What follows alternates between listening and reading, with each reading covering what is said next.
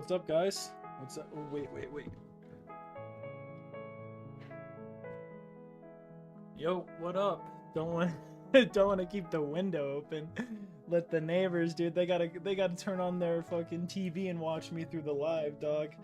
But anyway, welcome, fellas. Welcome. It's a little hot. We got a bit of a heat wave hitting us here in Colorado Springs right now. But you know what? I'm gonna sweat through it. We're gonna play some Steven Sausage Roll. Just pretty much chill. Just really. Hey, what are you doing, Smalls? What are you doing? What are you sniffing for? What are you sniffing for? Let me guess. Oh yeah, no, buddy, no chicken for you. Oh man, and before you call me anything. Homie's allergic to chicken. Can't have it or his allergies get worse. Oh, okay. Yeah, cool. Alright, let me get some music going.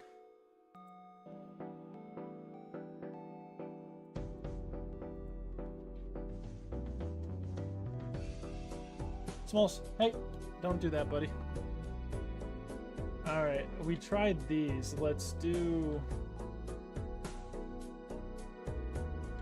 What's this one?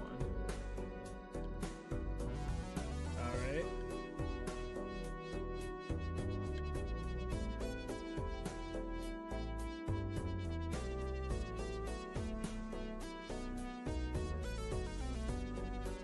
Alright.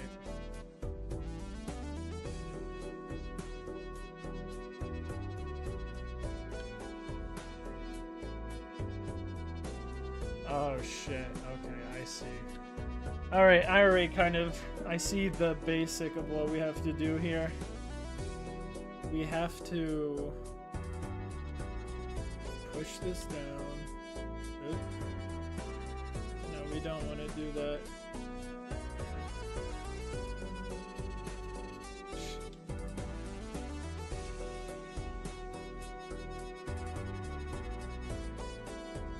Alright. And we gotta do it again?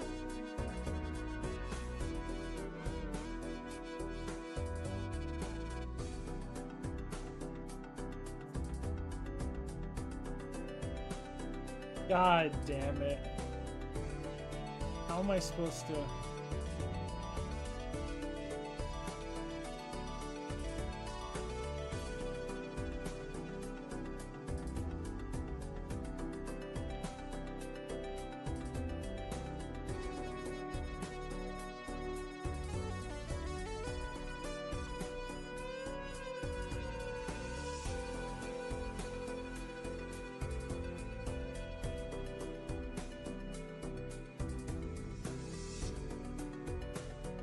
Oh wait, can we do that? Oh yeah, we can.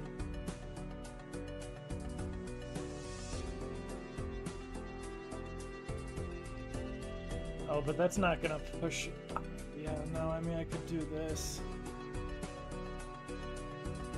And it's not gonna help.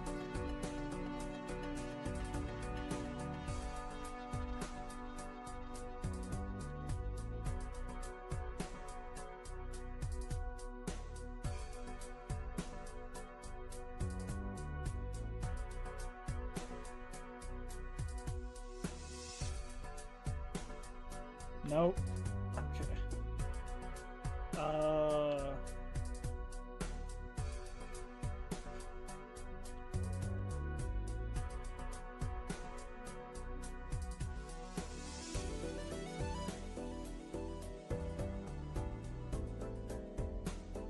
Oh shit.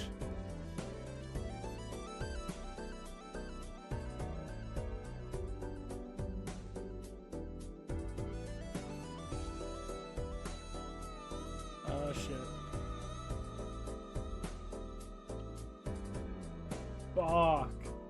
Right, I can't even roll it.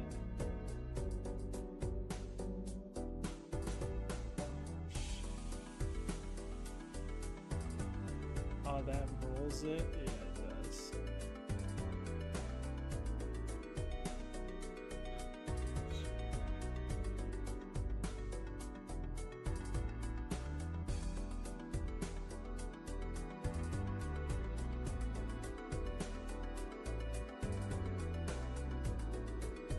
it. Oh, I have no clue.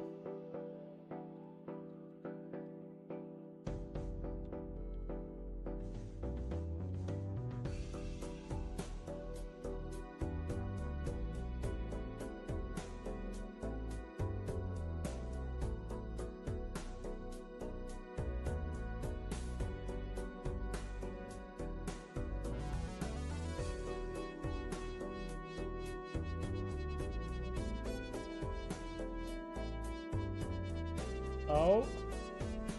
Oh.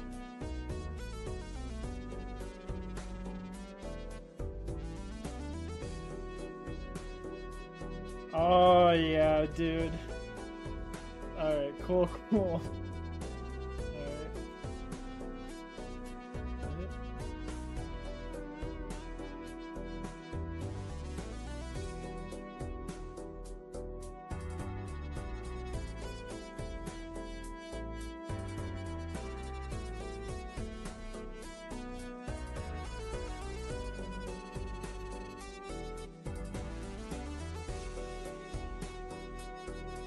Fuck.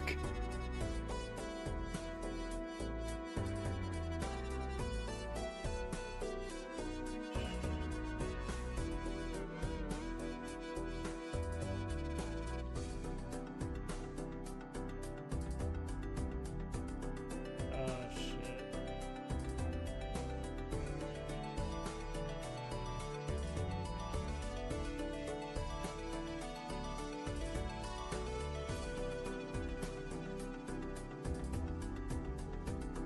Okay.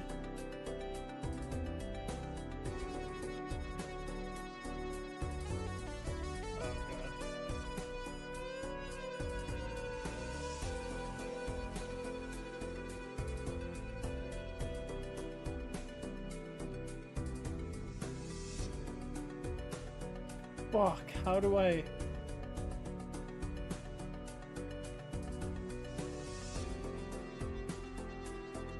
This guy sucks. And no.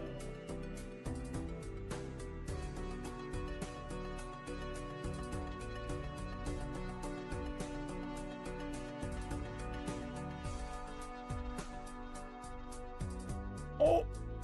Oh! Yes! Yeah, baby. Dude, one more. Add it to the list. Check it off. One more sausage down. There's not that many left. There's only like fucking 20. I love that this game was like $10. This is the most insane. There's so much. I haven't even seen the end of the map. I can't go up the ladder yet, dude. I'm not good enough. Don't you own this game, Hayden? Didn't I fucking buy it so I could watch you finish it? You finished it pretty quickly, I'll give you that. Okay, okay.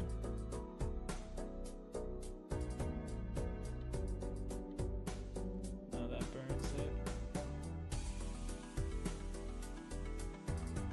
Maybe we want to go over here. Oh.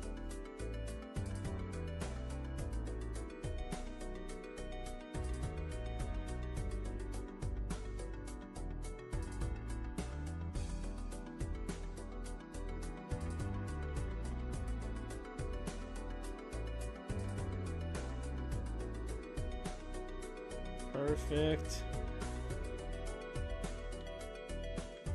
Oh, what? I have the weirdest. Oh, no.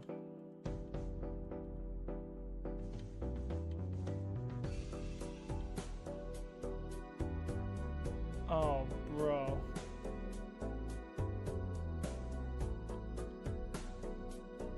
I actually fucking...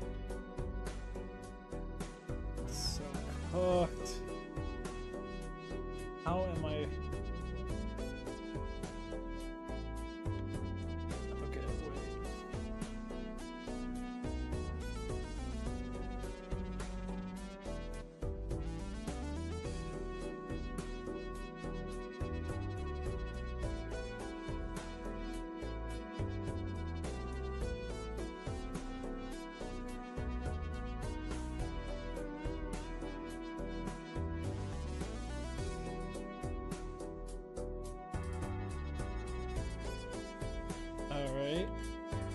Okay. Alright, fucking perfect. Let's think how we want to do this. Well, we gotta move him up. Then we gotta do this. Yeah, yeah. And we go back over this way. Oh, shit.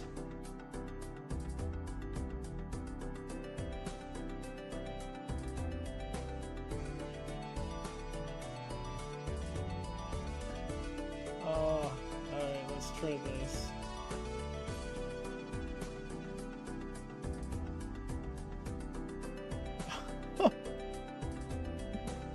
Oh, shit.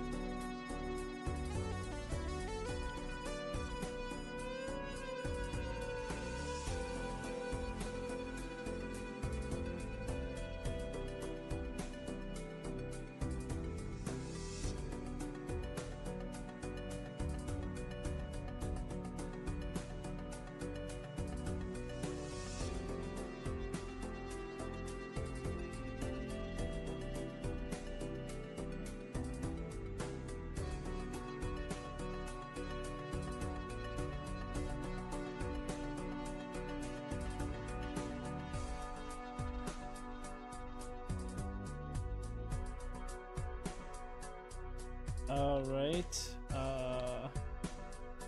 Oh, dude, now it's even in a worse.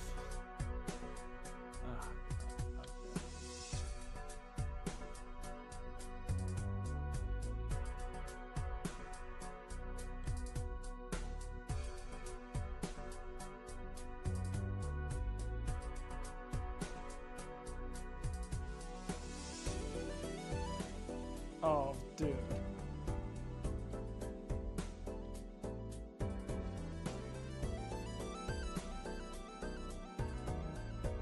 Fuck, we're back in this scenario? God. Okay.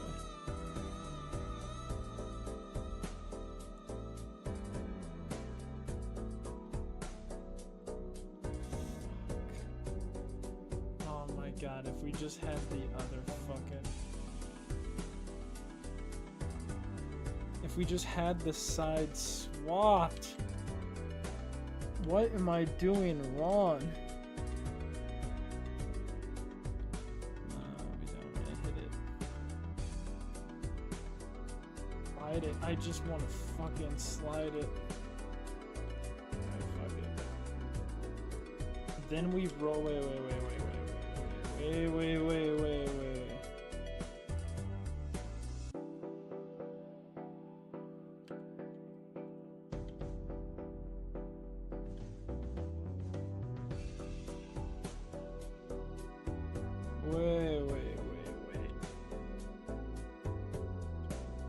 Oh! Alright, that's two. That's two puzzles. What are you thinking, Smalls? Are you impressed? Oh yeah, dude, look at this fella. He's very impressed. You impressed? Oh yeah. Oh yeah. Oh my god. Oh my god. Oh my god. Alright. Come up here. Come up here, Smalls. Come right here. Alright, whatever. Okay, dude. Well, Hayden, you want to choose one? You got a specific, puzzle you're enjoying over here?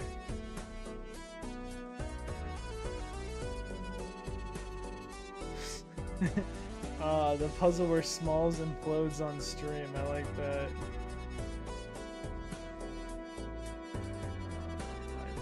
How do we easy? Let's do an easier one first. How about this one? Oh no! Oh god. 3?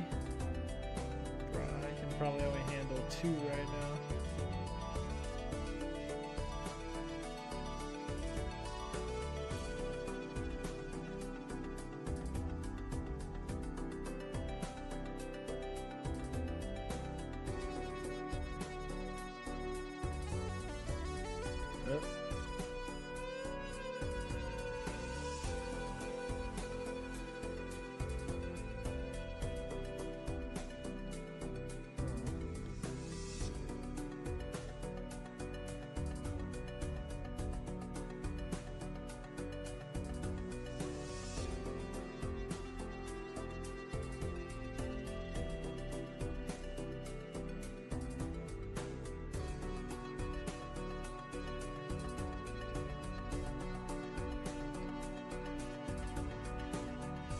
Yeah, literally unretrievable at that point. That's how I'm like, how the fuck? Alright, let's go all the way back here. What we need to do is split them up.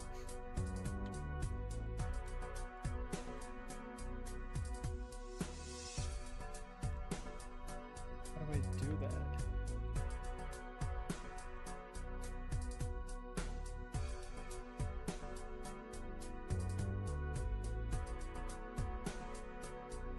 Oh, that works. Okay, I see.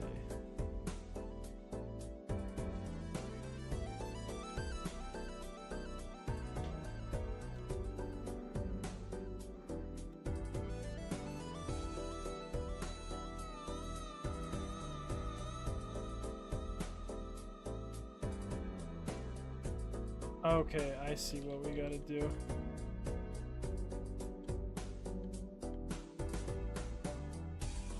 Wait, no I don't. Okay, we need to split the... Oh.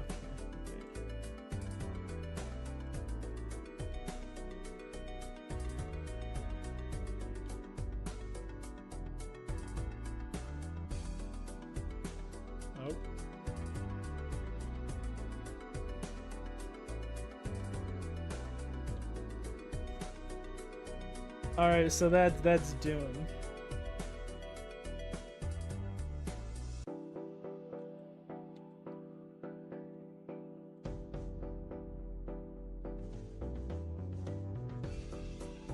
Fuck. Oh my god.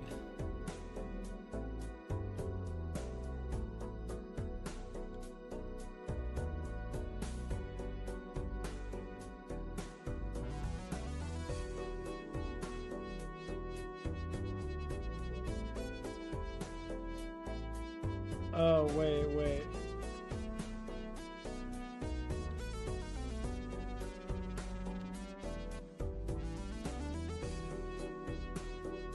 Oh, shit.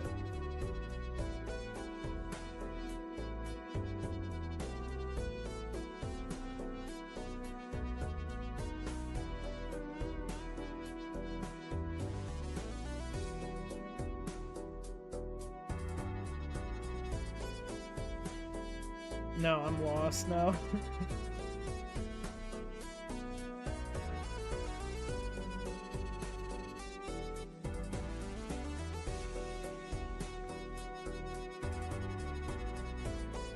Shit. Okay. Let's try and figure out how to get one of these to actually...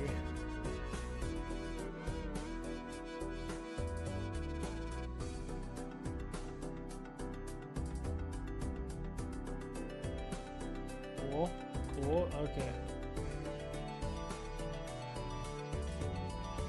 Alright, cool.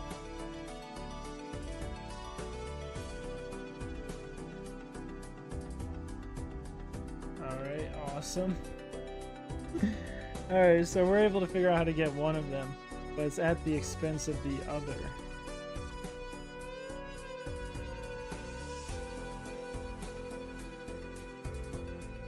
This is the problem, we can no longer reach that one.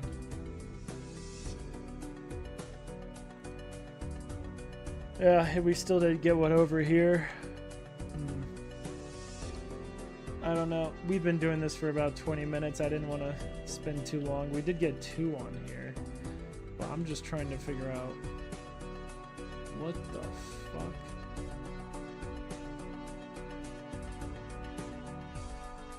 Oh.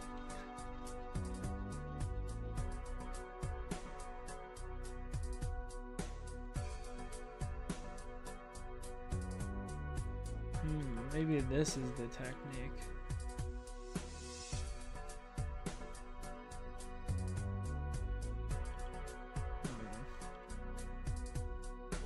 No. This might be the technique right here, but I don't know what we do now.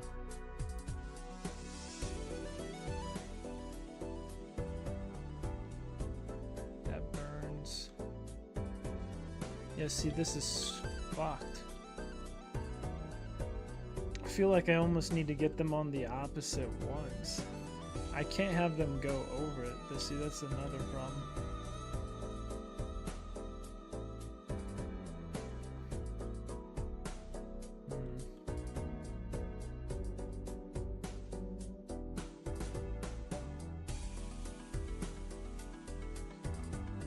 now they need to switch spots.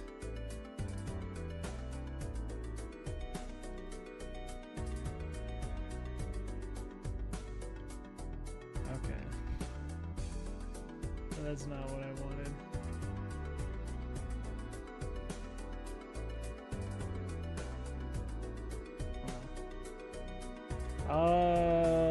I'm not really sure. No, yeah, that's not gonna work.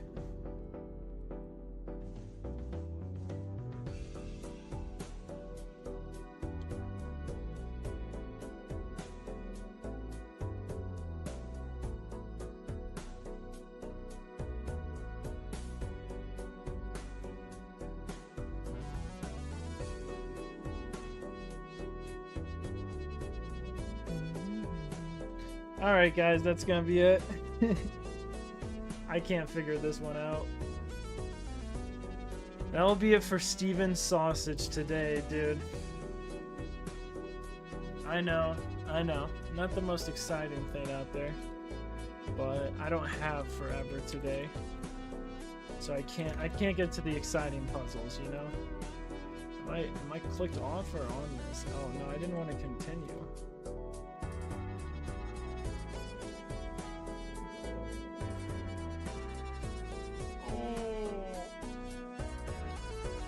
There are a few things I wanted to talk about, but first there was something very specific I wanted to show.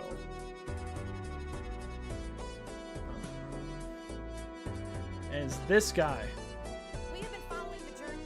It's a local news story, my favorite, dude. A Colorado news story. You guys know I love my Colorado. Love sucking the dick of Colorado. So this is a good story. This is a great one, actually. It's right here in my local Colorado Springs. It's the mountain I'm going to be running on in September. It's fucking awesome. This guy's awesome. Bob Salem. Yeah, you guys can see that. No, you can't. No, you cannot. What the? There you go. By Bob Salem as he attempts to push a peanut to the top of Pikes Peak with his nose. Why, you ask? Why not, I say. Pikes Peak with peanut. There you go. There's the peanut, dude. Anyway, this is right here in Springs. The trail is about 14 miles. Well, no, not 14. It's like 12 up. It's 12 miles from the beginning all the way to the top. So, yeah, it's pretty impressive. I found this when I was looking at some stuff on Pikes Peak today for the race, and someone's like, yeah, this is how the locals do it. And wow, it truly is, dude. What a local. Love how he has, like, he literally has a dollar store scooper, too. It's not even, like, that good of one. His nose. Why, you ask? Why not, I say. Wow. He's using this really weird thing that he's got taped on his nose to kind of help him scoop it and push it up the mountain. Today, he made it to the top, and he even broke a record, a time record that is, finishing in less than a week. I'm surprisingly in really good shape. I don't feel sore or anything. It's just the dehydration sort of kicked my butt a little bit. And I know I lost some weight. So I know I lost a lot of weight.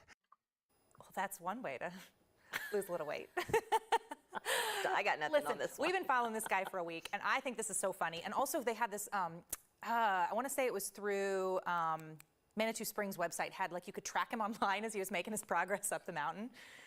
You know, if you had nothing better to do, yeah, watch him as he goes up. I don't know why people do these weird things, but I love it. And there you go, Colorado. And he made his own little thing? Wasn't that duct tape? I don't know what he used. It kind of looked like a CPAP machine type thing, but or like a horn of some kind. I don't know. You know. Good for him. He did it. Yes. He set his record. 3 people, by the way, have completed this challenge before Bob. Most recently, 60 years ago. Yes, somebody else tried this. Bob did it this year to celebrate Manitou Springs' 150th year as an established city. One of the trailheads for Pikes Peak is right there in the city.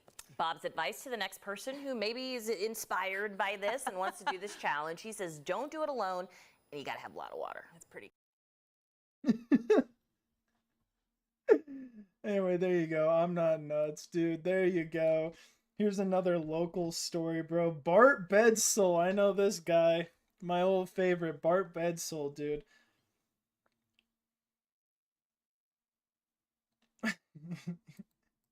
We have been following the journey. But yeah, that's pretty much it. I mean, what can I say to a story like this, dude? It's enough on itself to just be enjoyable. There's not really any commentary needed. Fucking legend, dude. What's his name? Bob Salem. Wow. Let's see if he's the first guy that pops up.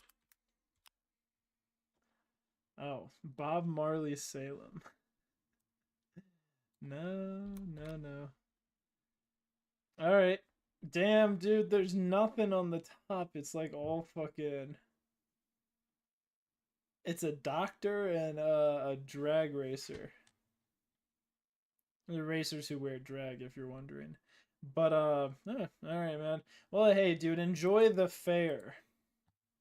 Enjoy the fair. That's pretty much the only YouTube video I wanted to show. Pretty much what I wanted to do today was just yap about some video games for the variety show.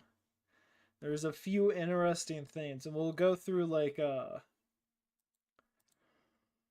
some basic stuff here. Just we're gonna go through the Sega leaks, but there's something I kind of wanted to show off too. I'm just gonna get my Sega music up, get the Yakuza music going.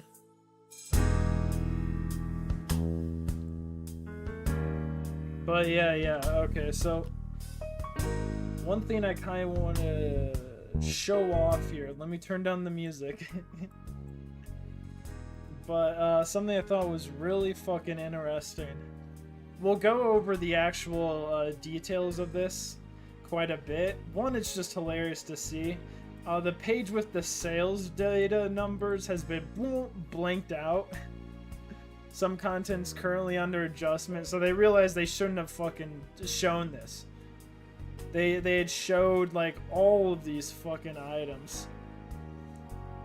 So they had showed off exact sales numbers.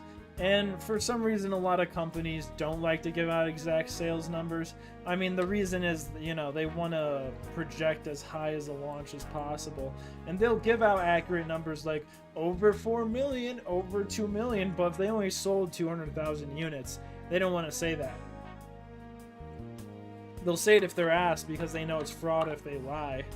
And they're proven to lie later in court, let's say, if they're trying to get like some sort of investment, some sort of hedge fund to invest, or some sort of private equity firm.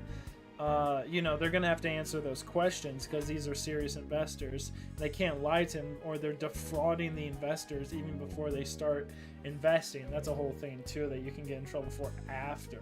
So, you know, that you can't lie when you're in like those investment meetings, but you can kind of, you know, just keep them looking nice. Just like Yakuza. Yeah, well, Yakuza's in here. We actually saw the Yakuza numbers. Let me pull up the sales numbers right now on another page, because those are simple. We can talk about those sales numbers.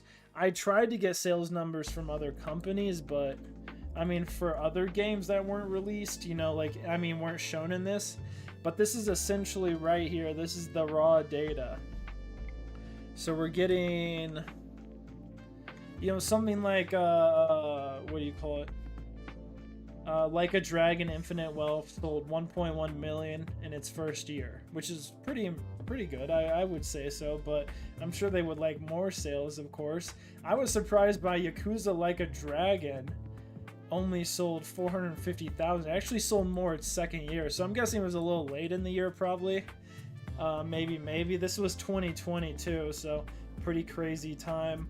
Yeah, no, I mean, it sold 2.8 mil through its whole life cycle up till now. 360,000, that's pretty impressive in 2025. So it's still selling hundreds of thousands of units every year, almost as many as the year it originally came out. I mean, yeah, so the thing with the Yakuza games, you kind of notice these have a lot of staying power. And I think part of the reason why is because people buy it, and then it takes them 80 hours, and then they'll just buy the next one like 3 years later once they finally have finished it. Because I don't think most people have the time to go through a Yakuza game like crazy, you know? So it just takes time, and it's quite the investment. What shocked me is how much people pay for Sonic Racing. How many people actually bought it? It was 3.5 mil, dude. 3.5 milli. That's crazy. That's fucking insane. Sonic Frontiers, 4.5 million. Sure. It's been a while since you got, like, you know, just like a new style of Sonic game where it's just this open, sort of open zone. I mean, they call it open zone. I don't know. I didn't play it. I'm not like the biggest Sonic fan. I always grew up with N64 and the GameCube really as my consoles, and then the Xbox too. But yeah, Persona 5 is the big seller of all these games in the 2020s that they've released.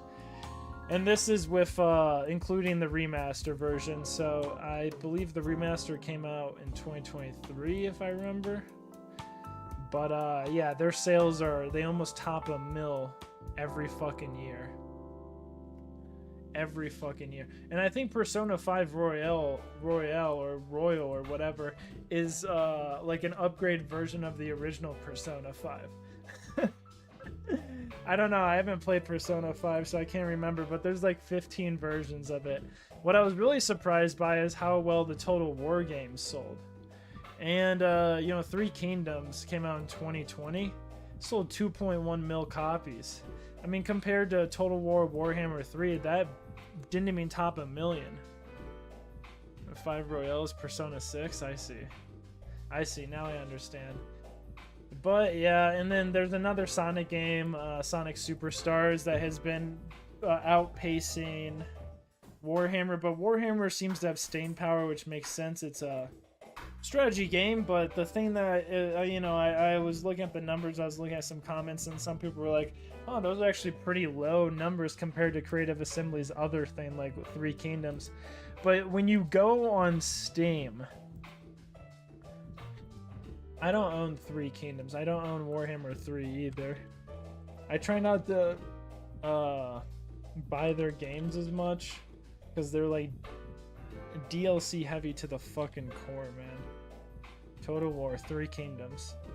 Here, let me just window capture my Steam real quick.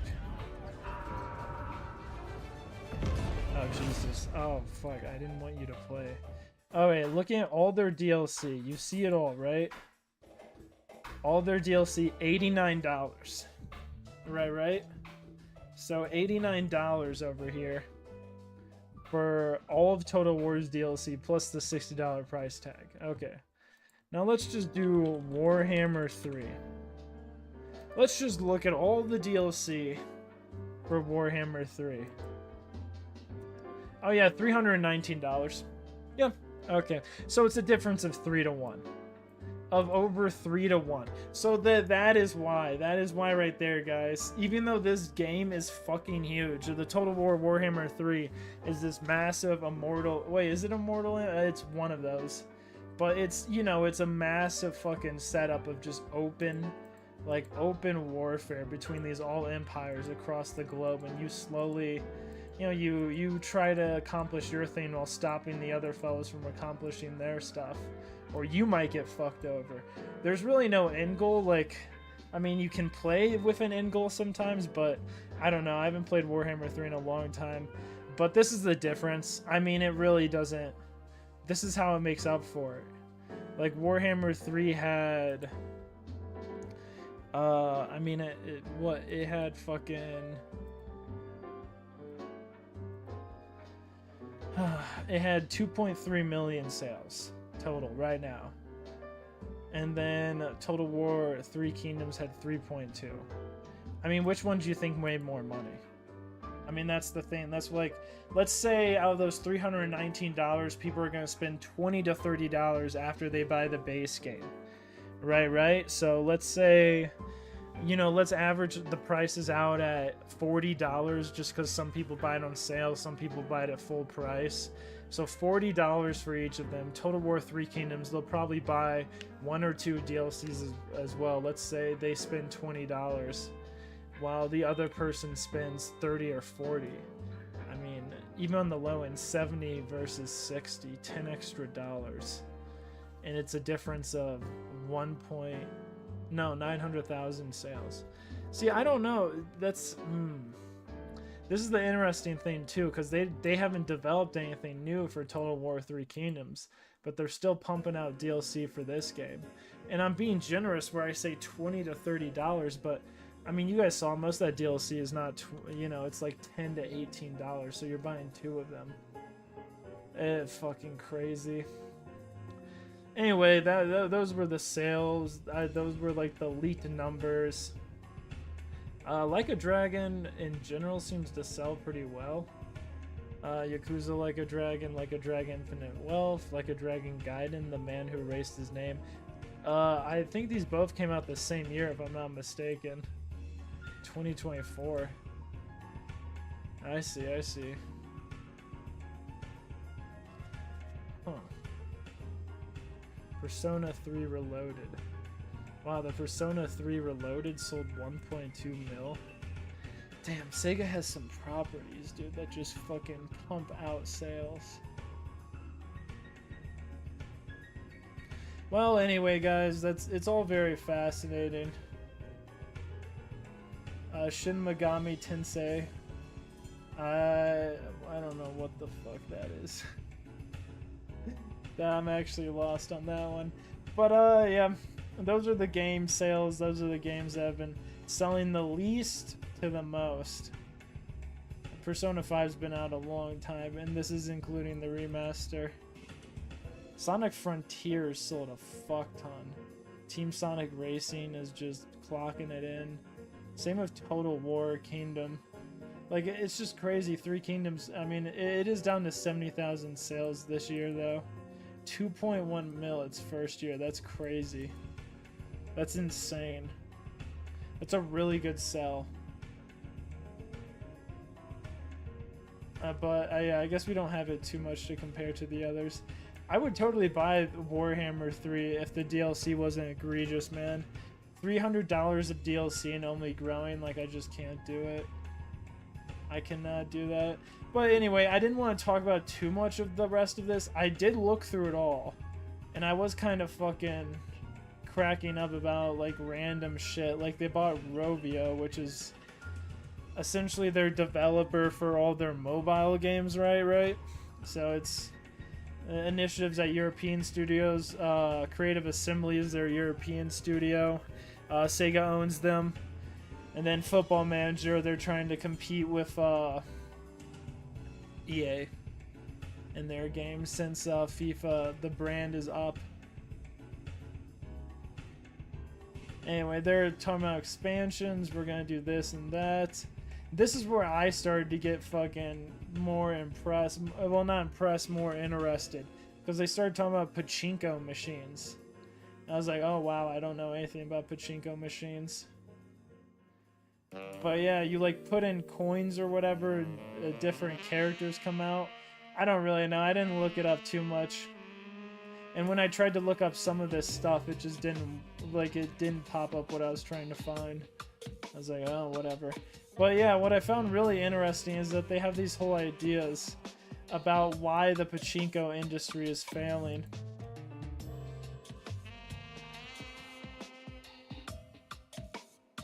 Pachinko hall. Decreasing return rate. So they have some ideas. I guess the pachinko. And then they start talking about, gambling like this. Not just pachinko, but straight up Pachi slot is what they call it. Where you get rewards from hitting the slot, like it's pachinko but with a slot instead. Which really got me cackling. I was like, this is a thing? What? And so I just kept on looking. Like, they're trying to do the win-win-win. They're trying to make the cycle better and better. So, they're talking about pachinko and pachinko slot. I was like, that's fucking wild. And then they started talking about this. Sega Sammy's gaming business capabilities. Aiming to realize Japan's first IR. I had to look this up. It's an integrated resort. Like how on what? Oh, what are you asking about, Hayden? Sorry, I didn't see that.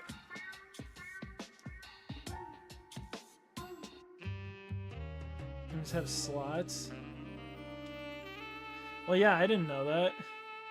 Well, yeah, no, it is like, yeah, it's like pachinko with slots. Yeah, yeah, exactly. Yeah, I never knew that existed. I knew about pachinko. I didn't know about pachinko with slots. Hey, man, if you enjoy, go for it. But yeah, June 2013.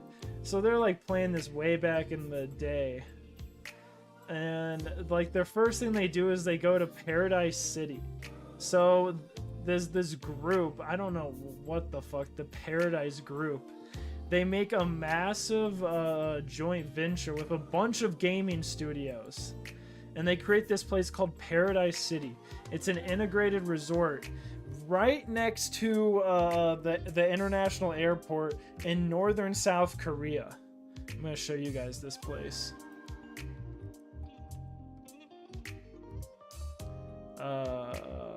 Wait, oh yeah.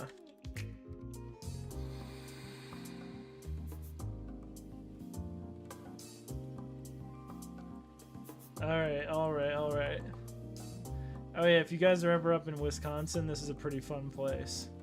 This has been, they wanted to make this into a national park, but it didn't end up happening. So it is what it is, but it's called the Apostle Islands, if I'm not mistaken, right here. These islands, these few islands. Yep, the Apostle Islands. Very cool place. Anyway, sorry, I got distracted. But yeah, it's an integrated resort right here, Paradise City. It's like an insane, massive hotel. Oh, no worries, dude. Yeah, see ya. But yeah, it's an insane, massive hotel with all these like video game experiences in them, and there's places you can shop. It's meant for international tourists. You know, either the night before the airport they stay here and you can buy everything, you can eat, you can go out to eat, you can drink, you can do all that stuff. And then you're right next to the airport the next day. You can walk right in the international section. It is really interesting. When I think of a place like this, I actually don't know the history of Incheon, but I'm kind of curious if this originally was made like, this looks like a British trading island right here. Like some motherfucker set up a trading port right on this island. Oh man, there's gotta be some history, bro. Incheon. Inhabited since the Neolithic. Okay. And it became an international port in 1883. Okay. Okay, give me this 1883. Not largely used. It was frequently used until the Japanese annexation. Okay, who owned Jalumpe, though? Romanized. See, this is what I'm saying. Romanized.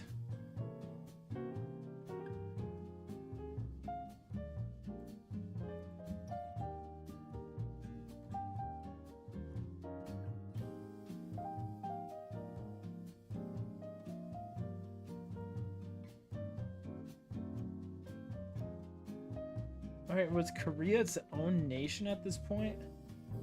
Oh man. I have no clue.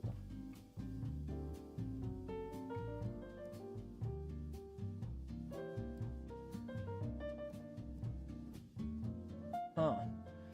Alright, well it doesn't really tell me, it just pretty much tells its most of its modern history here.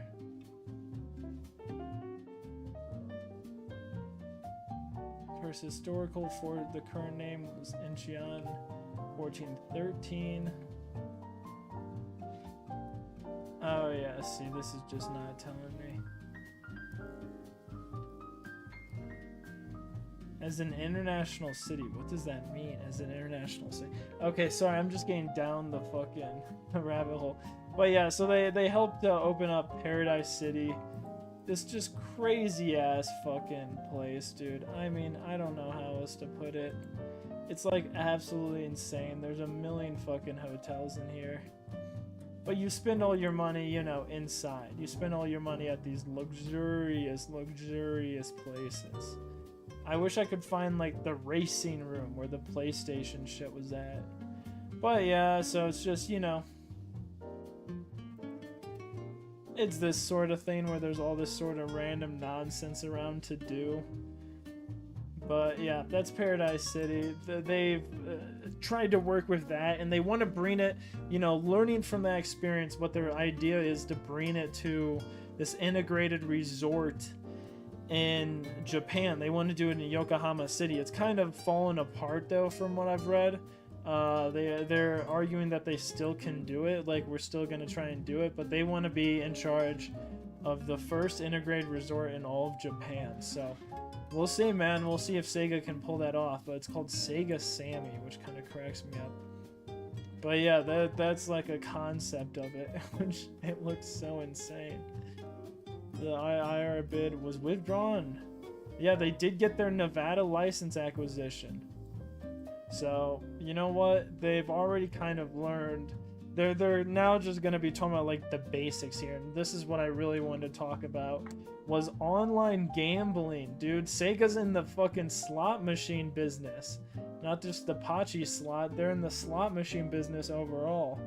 And this is essentially their percentage of casino users from Japan to China to other countries entirely. Seems China keeps taking up a bigger chunk, and Japan keeps taking up a bigger chunk while other people are gambling less.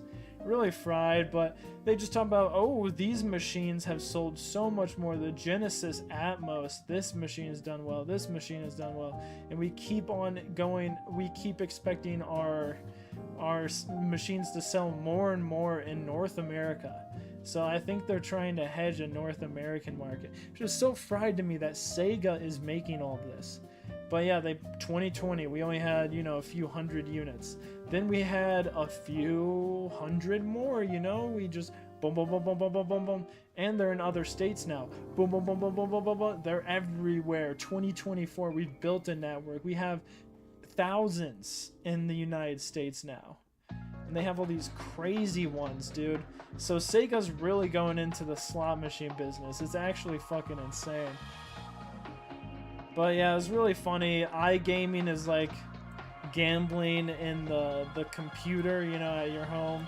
Sports betting, all the homies know what that is. You can see how much it's grown though, how many people use it, how many people are a part of it, how much money is spent.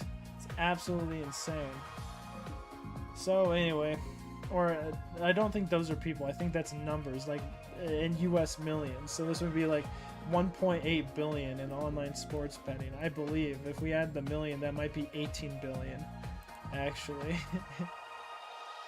Yeah, that might actually be 18 billion right there. Jesus Christ. As online gaming grows, yeah, it's just getting bigger. Land casinos, Europe land casinos, and American land casinos are getting bigger, even though online gaming is growing.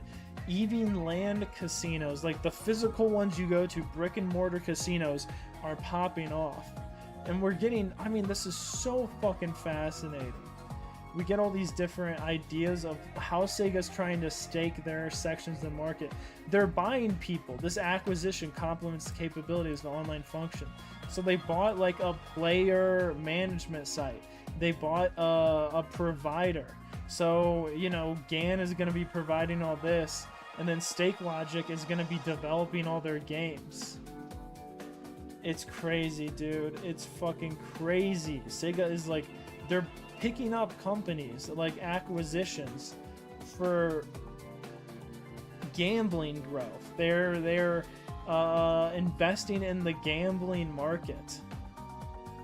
I don't know, really interesting. I'm not gonna like take a moral angle and say, oh, you can't have gamblers in here or anything like that. Like, you know, what, I've never been addicted to gambling. I've only seen cards as like a game, so I can't really speak to it. I'm not really gonna, I'm not an expert, but it's insane to think about this, that Sega is doing this. They are investing deep into the fucking slot machine industry.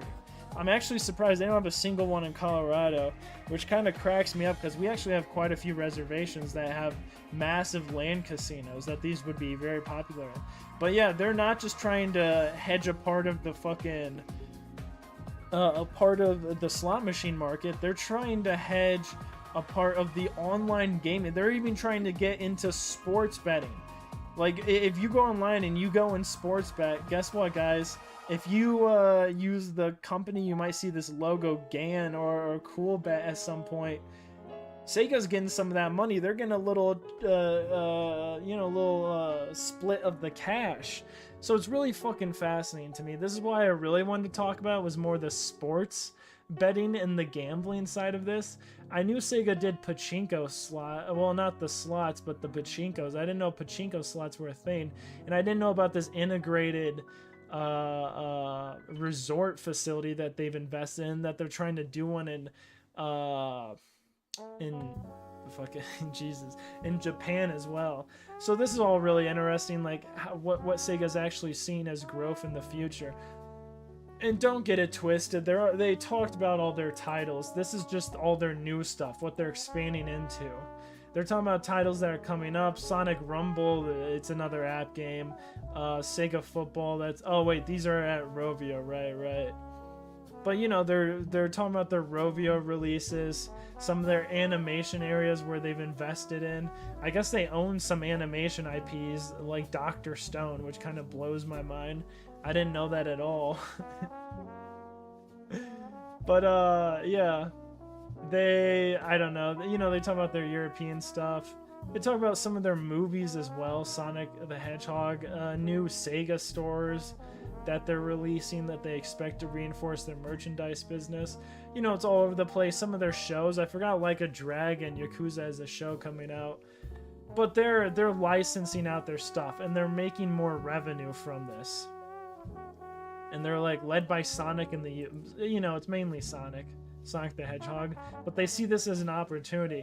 But that's you know what you expect. The casino stuff is really fucking fascinating. And every news story I said about their sales data getting leaked, like everyone talked about this, but this, dude, this is fascinating. Sega, you know, Sega does what Nintendo don't. I mean, these motherfuckers are making gambling machines. Yeah, Nintendo don't do this, dude. It's crazy. It's insane. Slot machines, dude. I'm gonna have to tell my dad about this. He'll just find it so funny. He's never been really much of a gamer, but he definitely knows what Sega is. You know, it was one of the two big consoles when he was in his 20s. 20s and, well, yeah, 20s and 30s, I guess. But anyway, guys, that's one of the little news stories I want to go over. One of the little gaming things I wanted to yap about. Like I said, I don't have forever here. This will be like our other little yapping thing right here. It's a Newzoo article. Now, you guys know I set up for this. I fake my job and I get these free reports. It's not like the actual report though. I'm still getting a free report. You just have to give them your email and shit and tell them a fake position. But they just give them out. Like, you can just lie and say you're a fart smeller. And it's still gonna, it's still gonna come, it's still gonna come in the email because you're giving up your personal data. They want that. But yeah, anyway, if you're wondering, Newzoo, they're one of those like data aggregators, and I always they're one of the companies I always try and like stay on top of and look at their reports. And if I find something interesting, I eventually just put it to the side and I'll like read through the whole thing. And this one was really interesting. This one's a Playtime report that came out back in May. So it's been a while since I've even read it, but I looked at it again today because I was like, oh yeah, we should go over this. This was really fucking fascinating. But just market growth in general, just to start, you can kind of see where they expect the industry to go. 2025 to 2027, they expect it to grow by 7 billion. This is console and PC software sales, so obviously not mobile gaming or anything like that. But this is just, them making money just on microtransactions, premium products, which is like video games, like imagine a video game that you just pay a price for. But the industry has grown by a lot, and every year PC has just steadily grown. About like 1 to 2% or 2 to 5%. Like we got one big year, 2018 to 2021, and that's from COVID. That was the COVID bump for sure. But consoles, you can see the generational difference, dude. PS4 to PS5 just bumped up revenue like crazy. But over time, it just kind of, it's leveled off through the 2020s post-COVID boom. Like 81 billion was the post-COVID boom. And it came back, it recovered in 2023, fell again 2024.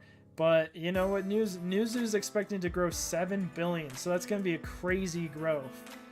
So I don't expect that, but I mean, they're the data aggregators, they're the statisticians. They're going to have a positive outlook by this too, of course. Usually you don't want to report bad stuff. I just can't get over that console software sales grew by 13% within these 3 years. That's crazy. They don't really talk about the reason why. Well, this is the free report. The paid report's probably like 400 fucking pages and all the data. You can use it all yourself. But, you know, they talk about some basics. Like, I didn't know what evergreen titles were. I was like, what the fuck is that? But I guess it's like very specific, like free-to-play titles. Like, you know, imagine CSGO 2, which we will talk about later. This was really interesting. So Gen Z and Gen Alpha, when they do their playtime surveys, it seems they're very strong consumers in the market. You know, look at me, I am a Gen Z, I guess. Yeah, no, I definitely am. And then, you know, Gen Alpha, I'm sure they love gaming too. But I guess spending is pretty per consumer. Gen Z and Gen Alpha has some of the lowest spending, which to me is kind of strange. You would expect people, you know, we always talk about apps having people addicted to them, and people always, or at least from my perspective, I always remember in the 2010s, it would always be perceived as kids using their parents' credit card. So I have to, this kind of blows my mind that it says, yeah, spending is still lagging, when I would expect Gen Z and Gen Alpha to be the most avid spenders, honestly. But, you know, maybe it's just the lack of wealth in those two age groups. Also, Big Naughty Finger just boo at all my homies out there, dude. This is what happens when we have an individual economy, you know, where everyone's allowed to make their own choices. I can't lay down the law and make microtransactions illegal. But here you guys go. This is PC, by the way. What's up, Cheeto? What's up? I see. But, this is PC. The revenue, 58%. Boys, 58% of all revenue on PC gaming is microtransactions. It's microtransactions, guys. Oh, man.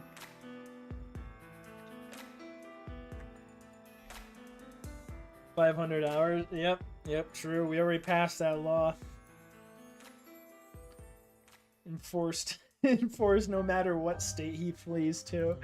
Oh man, dude, what a funny little thing happening in my my border state, my old neighbor state, Texas, bro. They always got shit going on down there.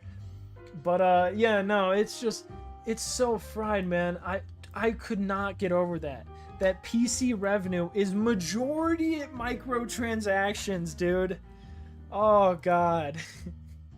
I can't act superior. I can't act like I'm part of the PC master race when my PC compadres are buying microtransactions. That's what? There's no master race here, dude. Oh man. So yeah, no, it's a shame. It's honestly embarrassing, but what are you gonna do? And then the highest 3 microtransaction based games by revenue are Call of Duty, Black Ops 6, Roblox, and Fortnite. I find it funny that Elden Ring is such, their DLC was so fucking big and so expensive. I wouldn't really say it was expensive per the content. It's just expensive for a DLC, $40. But it's still in 2024 dominating the fucking, just absolutely dominating the DLC, one of the top 3 DLCs. Though I guess it came out last year. That would make sense. I'm stupid. Expect to return in 2025. Yeah, so they're expecting console growth to just keep going up. They're like, no, it's coming back. The good years are ahead of us. Can everyone feel that? Yeah, it feels like a few good years of video game consumption. That's what they're estimating, that it'll grow from 47 to 52 billion. And PC pretty much just holds a small amount. Like, they still hold an amount, but PC doesn't really grow. It's a very small growth section.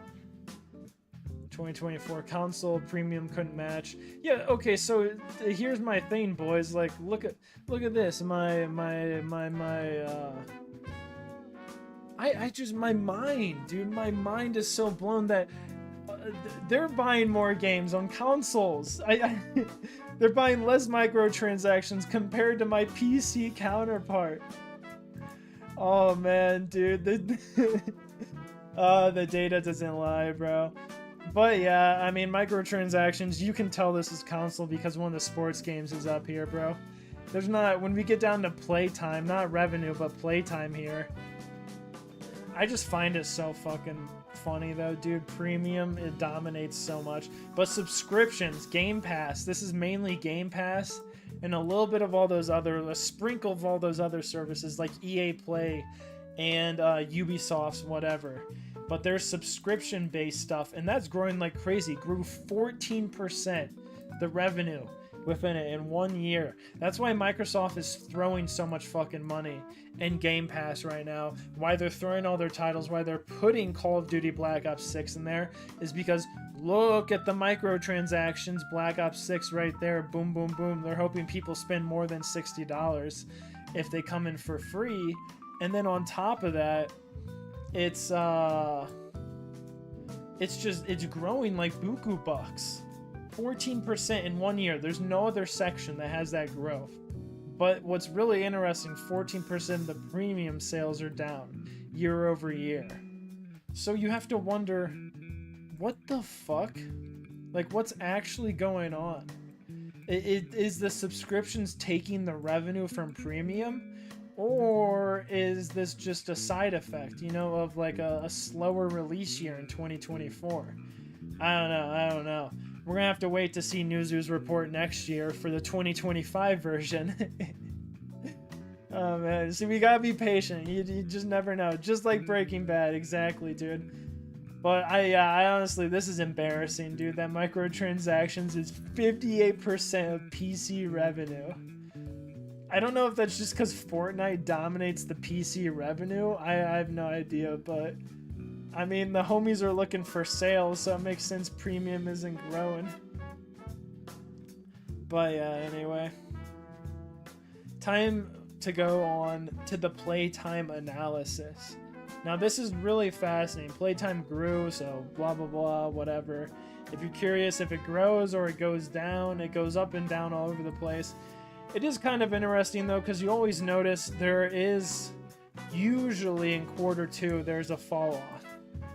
Because summer arrives. Q1, the worst part of winter for the northern hemisphere. So you'll see either, which is interesting, you see losses for these two quarters. Usually Q2 to Q3, and then Q4 to Q1 are like the high months. You guys see what I'm saying? Where it like pretty much stayed the same. Q2 stayed the same as Q1. Q3 grew this year, but this was a pretty abnormal year. And then Q4 and Q1 pretty much stayed at this high peak before it went down again for the summer. But yeah, that's what I think. Maybe it's just my summer brain because I like going outside. I'm a big season person. You know, I got my seasonal activities here in Colorado. This is what I found funny, dude. Dude, this is crazy. Call of Duty has such a fucking... Fortnite has the ultimate thumb on the scale, but Call of Duty has so much power, dude. Playtime growth was heavily like driven by Call of Duty. So growth this year, Call of Duty is growing, and it's like they're having some crazy growth. Now, if you're thinking why is that the case? Game Pass. All these people have access to Call of Duty now when they never played it before. They never played it before, dude. Top 15 titles by net hours. Hey, Smalls. Stop. Hey, whoa. No. Stop, buddy, stop. Smalls. Hey, what did I say? No, no. No. Don't do that. Oh, I love it so much. I will find this funny, dude. These were the top played games. Like, what is this? P2P? Oh, player to player. Yeah. How is Fallout 4 player to player? I don't understand that. What? Okay, I don't. Oh man, but yeah, this was really interesting. Where a lot of playtime growth was in games with where you played with other people, like Helldivers 2.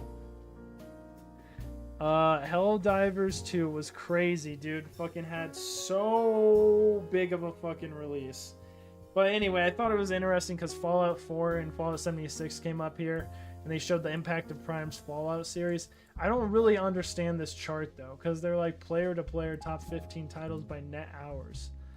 Net hours increase. So these are the games that had the biggest net hours increase from 2023 to 2024. And I guess the Fallout games had an absolute fucking ton. They had a huge increase from year to year, where 2024, massive amount of people played Fallout 4, which I find really fucking funny, dude.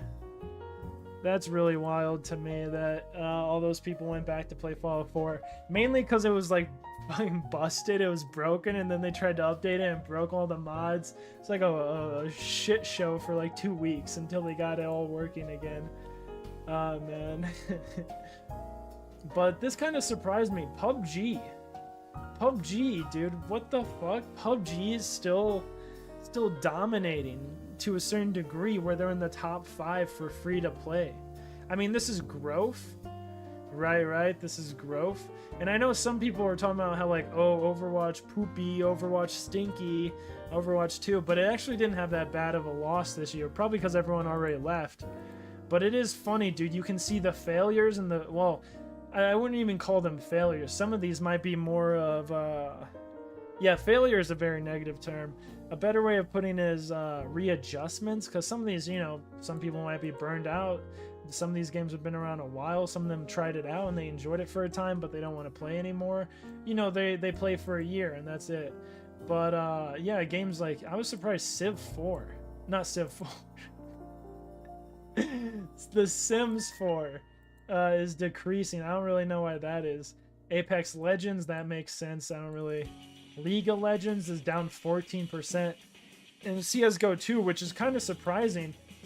You actually see this next year. Or CS2 or whatever. Not next year. You'll see this later down the list. They have like a lot of playtime. They hold a massive amount of playtime on PC. But yeah, Roblox, massive growth. I think they finally got on the consoles, but 21% growth, guys. Oh, this is interesting. They even have this. Look at this. 45% of players who stopped playing Overwatch 2 in December played Marvel's Rivals. I don't know how they have that from their data. That has to be a blurb they double checked on. Where they looked at their player surveys, they looked at their data from the players, and they were like, oh shit. Like, these people who played Overwatch 2 in December and stopped playing it in December started playing Marvel Rivals. That's really funny. I don't really enjoy Marvel Rivals. I gave it a try. I was pretty bored. I was just like, maybe these games just aren't for me. I don't know. Some of my friends really enjoy it, but the first Descendant, I don't know what that is. Looks like Wexer.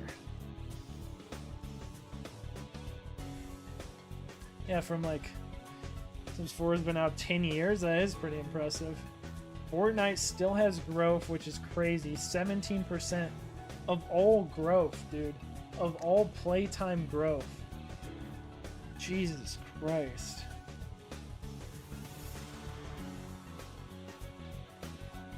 Yeah, so here's the playtime. PC's kind of chilling. It's grown a ton, and it's actually stabilized, which is really interesting. So a bunch of people have hopped on the PC trend.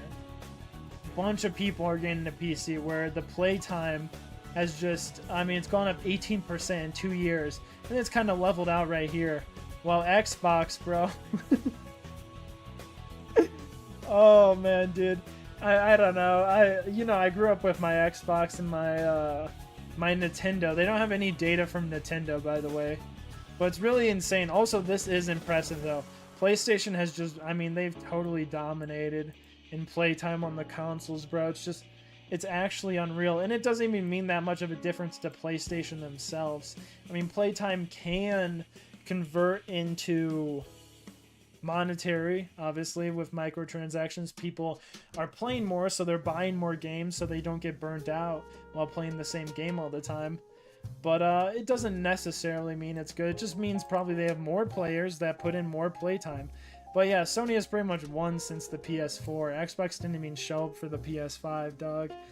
I mean, my friend just moved in. Like, he just moved in from his old home.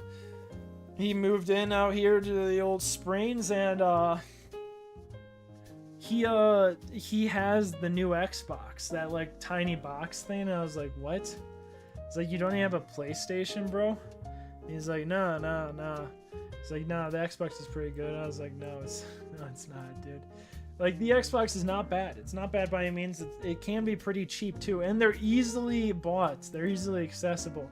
Unlike the PlayStation 5 used to be. But, yeah, man. I mean, it's the development studios. I mean, I played through Astrobot. Insane. Death Stranding 2. Insane. You get a game like Ragnarok. Insane. You're getting games like Uncharted. Not anymore. Not on the PlayStation 5, but PlayStation 4. And granted, you can play the collections on PlayStation 5. So, great. You Spider-Man 2. There you go. There's another one. I wasn't the biggest fan of the Spider-Man game.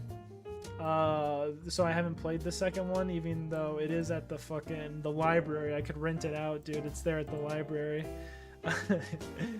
But, yeah, I don't know. I've really enjoyed Death Stranding 2 a lot, but I have to stop playing it, dude. It's taking up too much of my time. But, yeah, it's kind of impressive, dude. Their growth is just gone. Call of Duty and Fortnite, as always, are dominant factors. Look at that. Look at that. Roblox was introduced. I love that. In Q3. And it's already contained 3% of total playtime. That's crazy. Never. I'd have to hook up the PlayStation with my capture card. Maybe I could do that. I mean, I did it for, I could do a stream or two of Death Stranding 2. I don't see why not. Oh, dude, Tall Order.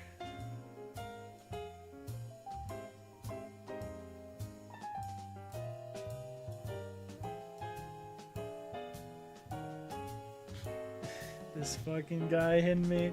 My roommate, dude, he was standing by Costco. I just asked him to pick up a thing or two, and he's like, oh, tall order over here. Fucking comedian, dude. But new releases represent 12% of total game time, so this is really fascinating. This is no console. This is PC, PlayStation 2. I mean, yeah, PlayStation 2 and Xbox, the new Xbox themes. I don't know what they're called. But if you look at this 2021 playtime, right? We'll just go from 2021 to 2024.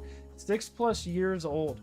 Percent of yearly total hours by age of title. 39%. 39% of time. And in 2024, that's 57%. So you're seeing less and less well, actually no, that might not be the case. Actually, the more I think about it, the more I'm looking at Fortnite right here. When did Fortnite come out? 2017? 2017, I think. 2017, 2016. Right around there. Or was in early access before that, before it had its Battle Royale mode. But what I'm curious about is, I wonder if this jump from 41 to 55 is literally all Fortnite. That 14% jump is Fortnite becoming 6+ years old. Or essentially 6 years old. 6 years or older, sorry. That has to be at that 14%. Because, I mean, Fortnite is, in this year, it's 9.3% of all play time. That's insane, guys. Like, think about that. Out of everyone in the world who's playing on an Xbox, a PlayStation, or a PC, 1 in 10 of those people are playing Fortnite, essentially. That's the way you could put it. Because if you're all putting in 10 hours of gaming, let's say they all game equally 1 hour each. So that's 10 hours, 1 hour per person. One of those persons are putting in almost their entire hour into Fortnite. And that's across the board, across all of gaming. That's how dominant. I mean, think about that. That's how dominant of a fucking game Fortnite is. If you're ever wondering why Sony is trying to get Marathon to build this Battle Royale universe, why all these companies are doing this, is because they see Fortnite, they see Lego Fortnite, they see the Lego they say the Fortnite metaverse where Drake like fucking shams his drunk. He's throwing his junk just on the screen, you know, booping and bopping. He's Ariana Grande is going woo, like, you know, that sort of thing. This is what they want. They want that playtime. They want this like entire ecosystem like Fortnite, because Fortnite is insane. I mean, guys, it's been. I mean, the last time I played Fortnite, I'm not even saying it's a bad game. I'm not going to be like, I don't play it, so bad game. No, it's more of the idea of, to me, Fortnite, I played it when I was a freshman in college. I am 27. Like, do you guys get what I mean? Like, I played it almost 10 fucking years ago, and that's when it was blowing up. I mean, absolutely blowing up. And we're here 10 years later. We're almost there. We're 9 years. We're 9 years past that. Like, that's fucking insane. That is crazy. That is absolutely insane. Now, to be fair, I just turned 27, so. But yeah, no, it's crazy. It's insane. You're almost 30. I know, dude. I know. I'd accept that when I turned 25, but hey, that's life, dude. Kind of just age, and then you die. Oh well. But anyway, I thought that was really fried, dude. That Fortnite is that big. I know I hampered on that for a second, but it's actually crazy how much staying power Fortnite has had. 24, yeah. Yeah, well, I've been streaming for three years? I started in, late 2022. I think like October. I think you have to fucking, to space it, follow age.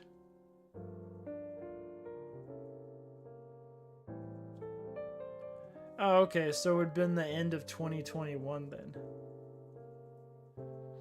Oh, damn, is that... I'll have to check if my commands are still up. I don't usually, yeah, shit. I'll have to check if that bot is still up. That bot command, dude. My bad, bro. Oh, the key is still working. That's strange. Those should be on the same bot. I wonder what's up. At least we still have our DJ Khaled, dude. But yeah, anyway, I thought that was really fascinating. PlayStation is like split. There's older games and newer games.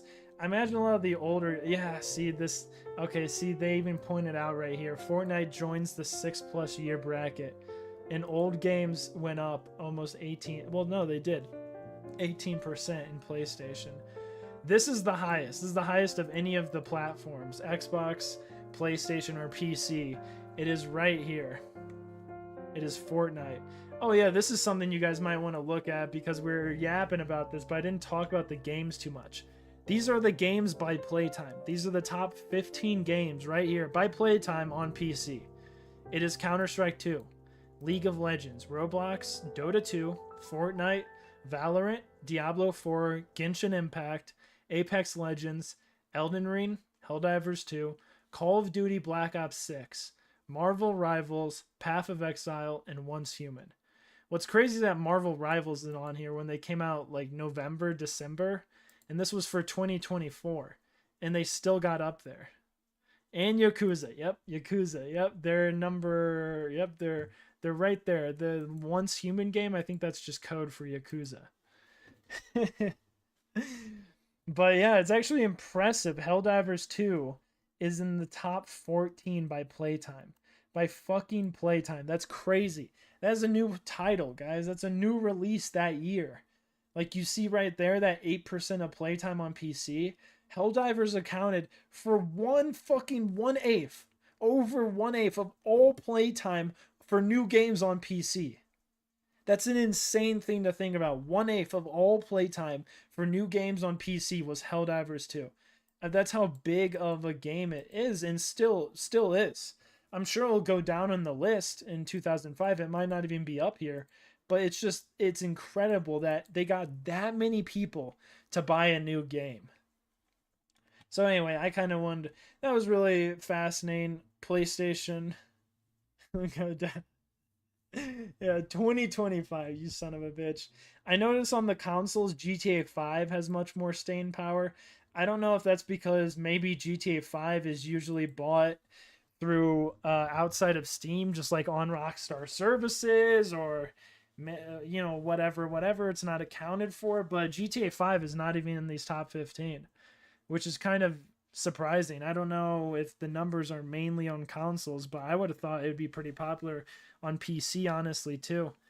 But yeah, no, I mean, it's still really fascinating. Like I said, this is, 2024.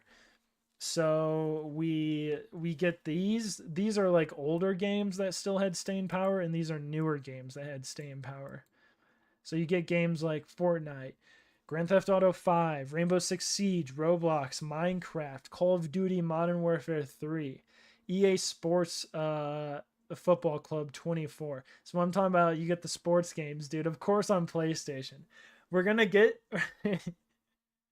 we're going to get to the Xbox, and it's going to be Madden instead of fucking FC. But you get NBA, Apex, Elden Ring. I'm blown away that Elden Ring with its DLC had this much fucking staying power. That's pretty impressive. I love From Software games. I feel like they've never been as popular as they have post Elden Ring. I don't even know what the fuck they're gonna do after the Dustbloods. And the Dustbloods is only on Nintendo Switch, so it's not even like, it's not even that crazy of a game that's gonna hit the fucking zeitgeist like Elden Ring did. But the next one, dude, there's gonna be so many eyes on it. I mean, I even convinced my fucking roommate to play Elden Ring, and he loved it, dude. And I would never convince him to play. The only other From Software game he's ever played is Bloodborne, and that's because I had it downloaded. And he's like, oh, dude, let me try this. And he sort of liked it, but he also hated it.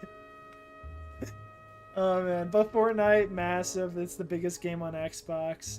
Roblox, Rainbow Six, Minecraft, GTA 5, Modern Warfare 3, Sports Club, NBA, Apex, and then there you go, NFL. Power World counted for almost 1%. I think that's because it went on Game Pass, I imagine. They sold so many fucking copies, insane. But yeah, there's only oh wait, Helldivers. Oh, by playtime, I see. Helldivers 2 by playtime on PC, yeah, was the biggest release, I see. Call of Duty Black Ops 6 and Call of Duty Black Ops 6 were the others. Dude, this is, oh, Jesus Christ. Okay, so these are annual releases. Look at that. Out of the four of the 5 top fucking games by playtime on PlayStation are annual releases. Call of Duty Black Ops 6, FC, NBA, and then EA College Football. Even with Xbox, it's the same. It's exactly the same. It's the same 3 fucking games. Actually, it's the same 4 fucking games. It's Call of Duty. These consoles are the same now. PlayStation just has like their own like big brand, like big number 1 AAA games, and Xbox doesn't. And the only reason why those aren't on here is predominantly because they just didn't have any this year. I mean, 2024 and 2025 have been pretty slow for PlayStation, honestly. Helldivers 2 is one of their biggest releases of that year. Even now, I don't really... Ghost of Yotei will probably be their biggest release this year. That'll actually be really fucking good. I expect Sucker Punch to just absolutely deliver. But yeah, at the end of the day, man, I mean, you know, it's just interesting because I've never played sports games. I played Madden when I was a kid, but I never played FIFA outside of like 1 year. And then I've never played 2K, dude. I mean, everyone played 2K, and for some reason I just never enjoyed it. I do enjoy the cutscenes, though. The campaigns are hilarious. It's just, the production quality is so bad. Oh, man. But yeah, so I don't know. I could yap about these all day, but it is really interesting that they talk about some of the revenue shares. Like year to year, it really depends on the slate of games. How much of the revenue is dependent on non-annual releases. Like in the premium section, you're bad at every game. But Steven Sausage Roll, I completed 2 of those puzzles today, dude. That was pretty good. But yeah, I don't know. I thought this was really interesting that, dude, Helldivers 2 accounted for so much of the actual physical in 20 minutes. 20 don't, not an hour, bro. It was in 20 minutes. It was like 20 minutes exactly. And I couldn't figure out the third, but this fucking guy is stretching the truth. Oh, man. But Astrobot was really good. Astrobot, phenomenal. Phenomenal game. I played it. That was one of the games I rented from the library. It was great. Yeah, Black Myth Wuchan. I never played that game. Some of my friends bought it and they didn't really enjoy it, so I was like, well, I'll just... Smalls! Hey! Smalls! Smalls! Good boy. Good boy. You want to go out there? You want to stop fucking itching yourself? Okay. Oh, yeah. Go out there. Oh, yeah. Oh my god, he's like going crazy on his... Dude, it's like this dog licks his skin or licks his belly. That gives it infection. Infection makes his belly itchy. He starts to scratch it. Scratching it hard enough makes him like chafe. So he starts to lick it to make it unchafe. And it's like fucking round and round in this circle we go, bro. Oh my god, I'm gonna have to fucking... gonna wipe his belly again to get the infection off. But yeah, he's been scratching his shit like crazy today. Anyway, around 10 games consistently make up 50% of all playtime. This is what I find very interesting, that just a few games, just a handful, just to throw them on your fucking floor and they would all fit there, usually comprise 50%. PC, it's been expanding just a little bit. Xbox, it actually was really big in 2022, but it's pretty much stayed around 10. And they've done this the last 4 years, and this has stayed the same every fucking year. And surprisingly, Overwatch 2 is up here. You know, people always say there's no one playing it, but a lot of playtime is put on Overwatch 2. It's CS2, League of Legends, Roblox, Dota 2, Fortnite, Minecraft. Oh, dude, he wants back in. Alright, get in here. Get in here. Whoa, whoa. Look at this guy! Look at this dude! Oh.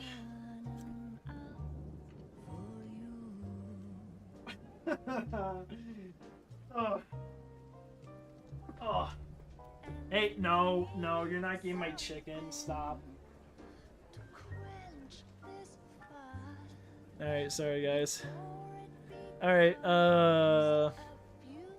but yeah, it's really, I don't know, it's so fascinating when you see the playtime stats. I love that Destiny 2 is still big on PlayStation. It's fallen out of favor. Oh wait, no, on Xbox. Wait, what? I'm tripping. It's on Xbox. Destiny 2 is still really big on Xbox. Wow, that's fucking ironic considering it's owned by Sony. Wow. Minecraft is big on Xbox and PC. Not as much Sony though, which is surprising. I would have thought that would be up there. Valorant is huge on PC. It makes sense. Alright, Rocket League is in Xbox's top 10 games of playtime. Wow, okay. Well, anyway, guys. I don't know. Some of this shit really fucking is so surprising to me. that like 10 plus games can make up 50% of the playtime. Yeah, I don't know if there's too much else. They talked about how was it? Oh, it was all right. Yeah, no, it was fine, dude. Yeah, the MB2's been fine. Still getting used to the controls again. But I will say something that's really interesting. Get stream killed? No, that was nice, but it's not that big of a deal. I usually don't stream on MB2 for too long. One thing I did want to mention here, guys, is the share of Battle Royale. Playtime by year, Battle Royale has fallen. Compared to all other genres, in total it only did 12%. But shooters have been gaining that ground that they've been losing. Shooters have been gaining it back. Adventure has been gaining a little bit, and so is roleplay. But I think that's more to do with Baldur's Gate really turning a lot of people onto RPGs, dude. Just getting people right deep in there, just throwing them right in. And then they, of course, say, oh, well, it's Honkai Star Rail, Diablo 4, Starfield, and Hogwarts Legacy, too. But I think Baldur's Gate 3, when it comes to playtime, that game has so much... You can sink so much playtime into that. It is really funny. It went up 2% after their release. I mean, we got Baldur's Gate 3 in 2023. I feel like that was a widely enjoyed RPG. I guess it's been 2 years. You'd think they could put more out in that time.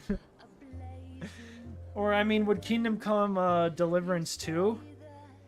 Would that count?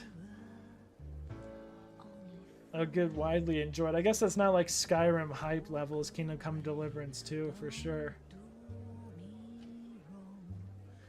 But yeah, it is interesting. Battle Royale has been shrinking, but Fortnite's share in the genre has only been growing, bro. So for playtime, that's crazy. Like their playtime for Battle Royale was only 43% in 2021. Now it's 77%. What I think that more is like is that the genre hasn't grown. So many games have given up, and the people that like Battle Royale, Persona 5, oh yeah, true. I mean, Persona 5 reminds me a lot of Clair Obscura, and a lot of people really, really like that game. Oh, fuck. Yeah, what's up?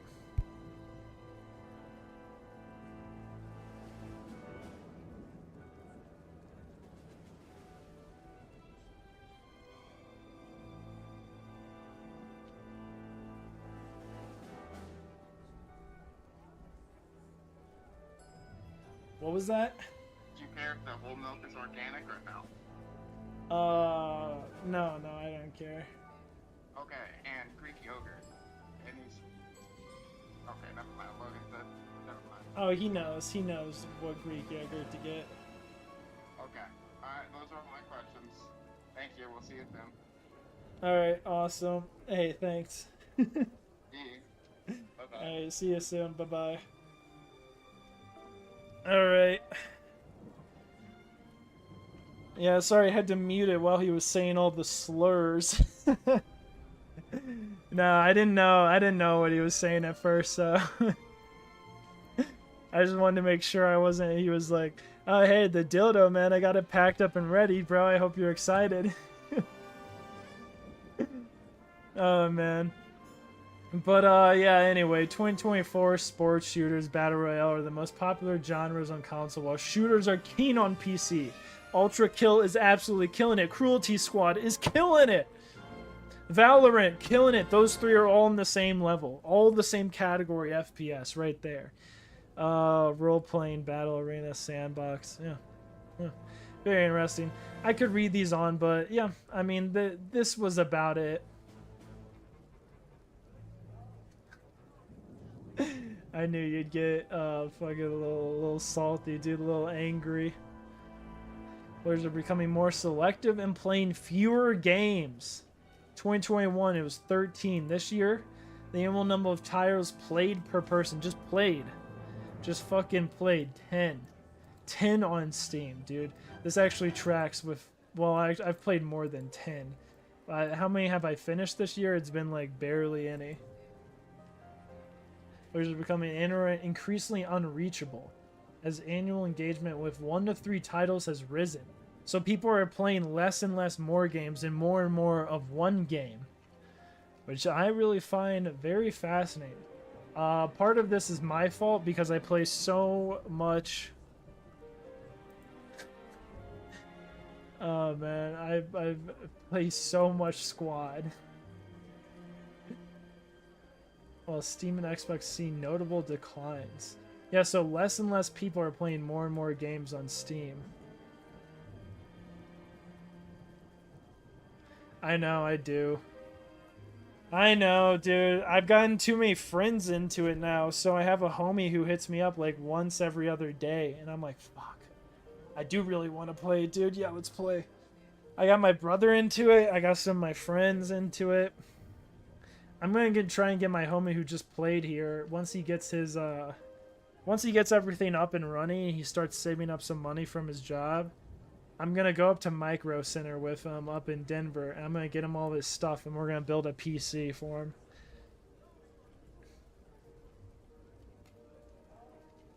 These titles throughout the year.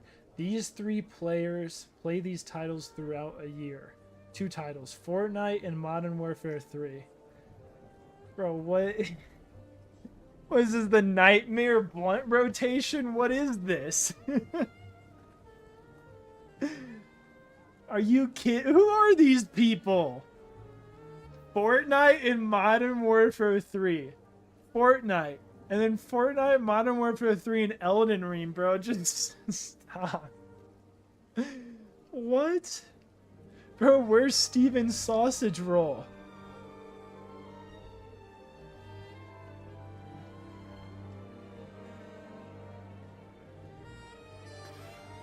Well, the Pebbles taste sucks. I know, we're the Goon Games. I thought Goon Games were like... What? I thought all of us gamers were all into the gooning, dude. That one lady led us astray with the Mass Effect rant.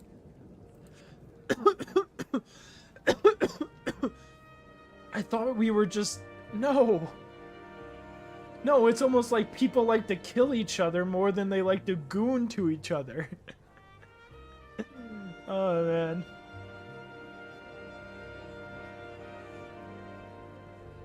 Top played titles in 2024 that were released. Oh, that were released? Okay, wait, why is PUBG in here, though? Oh, by release date. Okay, I see. No, but why is... whatever. I guess PUBG was the top played game. So was Lethal Company. Huh. Oh yeah, this is what I found funny. It kind of makes sense, this one though, where it's like if you play 29 games a year, 29 different titles, you're more likely to spend a ton of your time playing free-to-play games. Not free-to-play games, games that have come out more recently. While if you're someone who has played only one game a year, you are so much more likely to play a game that's been out for 6+ years. And that honestly makes a lot of sense. That makes a ton of sense to me. If you're playing 29 games a year, you're going to play some new games. You're going to have a pretty healthy balance. Like, this is a pretty good breakup, let's be honest. Even on Steam, like on fucking Steam itself, it's 46%. If you play 29 games a year, don't even beat them all, just play 29 new games a year, it makes sense that 1 in 3 of them would be new. That comes out this year. Especially on Steam, that doesn't mean it has to be like $90 fucking dollars. Like, it's not like the consoles where it's a pretty stagnant price for the games, unless you go to third-party sellers. Like here, you even see this on here. These new games, Marvel Rivals, completely free. Power World, not expensive. Helldivers 2, not that expensive. Lethal Company, not that expensive. And, well, I guess Lethal Company wasn't new, but it also made up a bunch of playtime still. That's actually surprising that Lethal Company made... Hey! You really want to go on the bed? Fine, go. Go. Go. Okay, whatever. But anyway, I don't know. Some of this is really fascinating. Like Red Dead Redemption 2 is up here. Fall Guys as well. But yeah, anyway, that's about it, guys. I mean, I could go over some of this stuff, but I just kind of wanted to yap about these video games. The stats. People are playing more and more, and they seem to be enjoying role-playing games. This was another interesting one I'll actually point to real quick. Is that over the genre share, Battle Royale has been shrinking for one, and it's been dominated by other fucking genres. It's getting you also see all these splinterings, I guess is another way, because I'm seeing Battle Arena here, and that's more like Halo Infinite. You need something like Halo Infinite, and they technically don't have a Battle Royale mode, but they're technically a Battle Arena. So these fucking games, Battle Arenas, Battle Royales, they seem to actually be losing a little bit of steam, while role-playing is gaining, baby. Not on every console as the same amount, obviously. Adventure, I don't know what that really means. That's such a, like, broad... That's such a broad skew. Adventure games. Like, bro, that's SpongeBob, and that's also Uncharted. I don't know. What do you even... is Uncharted a shooter, technically? I don't know. No, it's definitely not. I guess it would be action-adventure. I mean, it's a third-person shooter, though. Third-person shooter action-adventure game. Oh, man.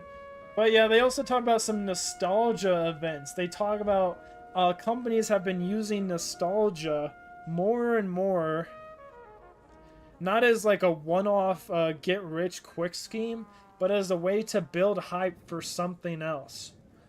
So they use Fortnite as an example. Season OG, the original season.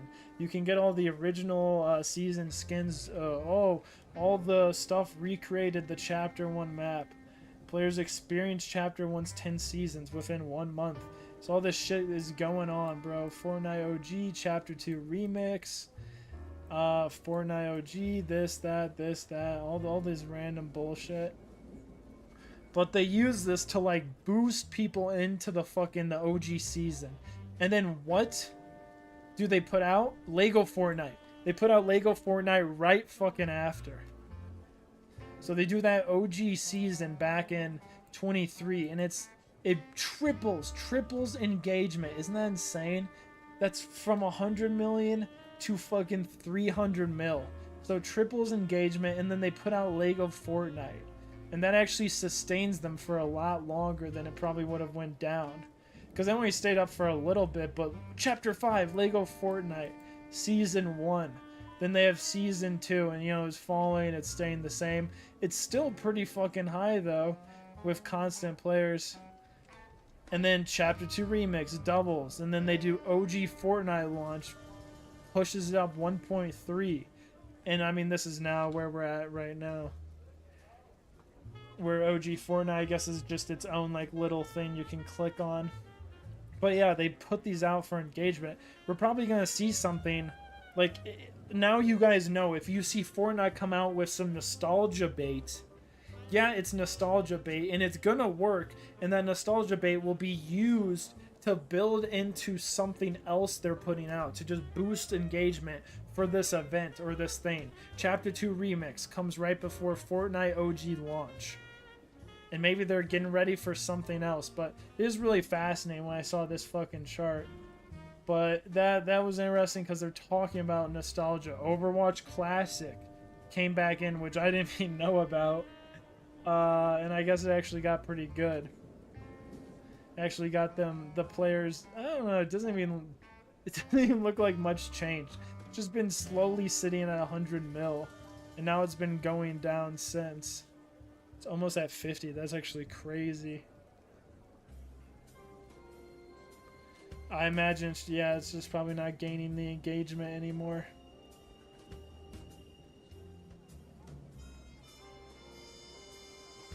But, you know, they all see each other. These are all gaming businesses. So they see each other and they're like, oh yeah. Oh yeah, that's gonna fucking help. You know, they want to do what the other companies do to make them the money.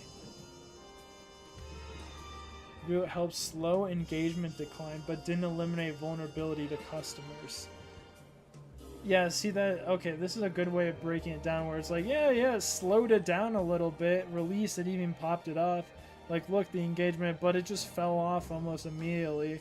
Cratered for a while, hung at this new spot, and then, boom, fell right off. That's crazy. They almost got 1 billion players overall. I really don't believe that, but that's insane, and it fell off that quick. They botched it, bro. If they just waited longer, if they built something, actually had a plan. But whatever. That's Blizzard's problem. But yeah, anyway.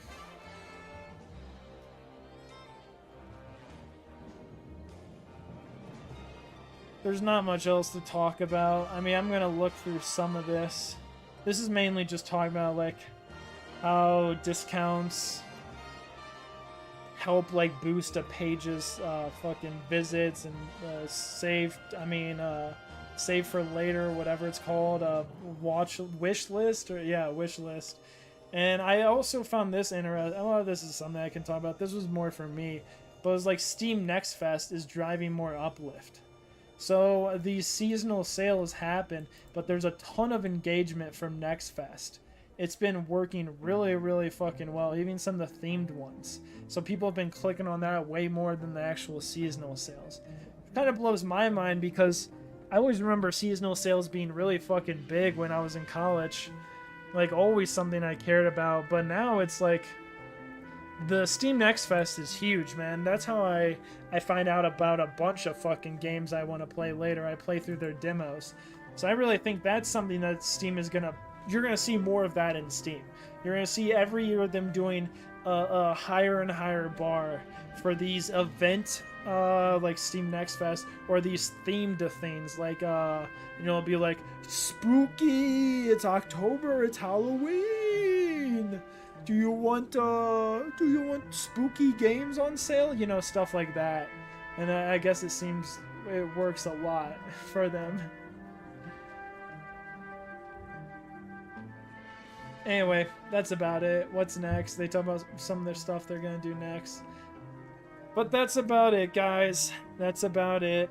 I yapped for a long time here, about an hour and a half. I'm actually surprised you guys listened to all this nonsense, but yeah, no, it's a very fascinating company that does this news zoo. But, yeah, I don't really have too much time to talk, guys. Goondun stream. So I'll play one game of MB2 real quick. I have time for literally 1 or 2 games. I got a shower.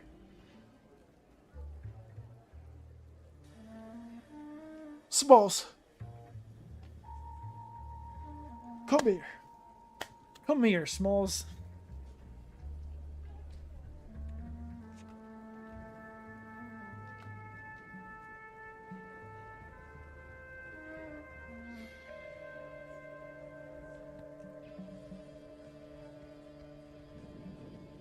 Alright, cool. Oh, it's full authentic. Okay.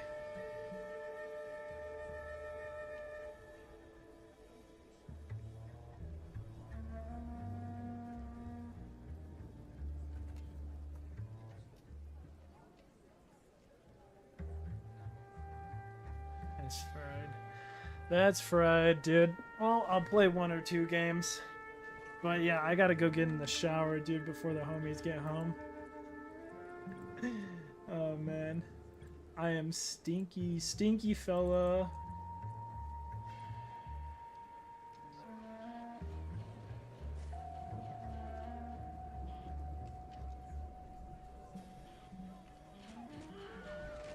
Oh, they're voting.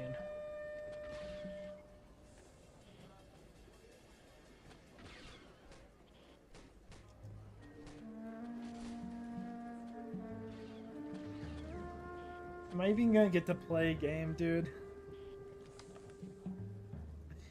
Oh shit. This is always the problem with full authentic. It can be a little slow, you know? Oh, yep, they're switching to Jakku next round. Is it over?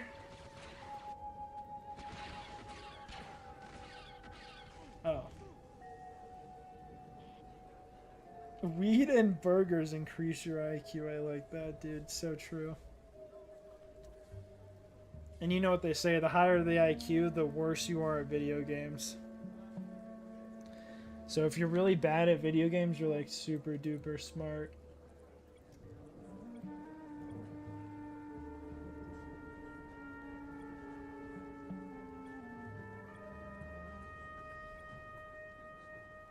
Alright, I'm joining the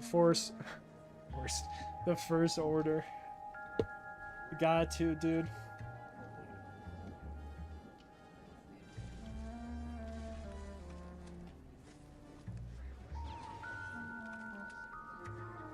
Welcome to the freak show. Oh.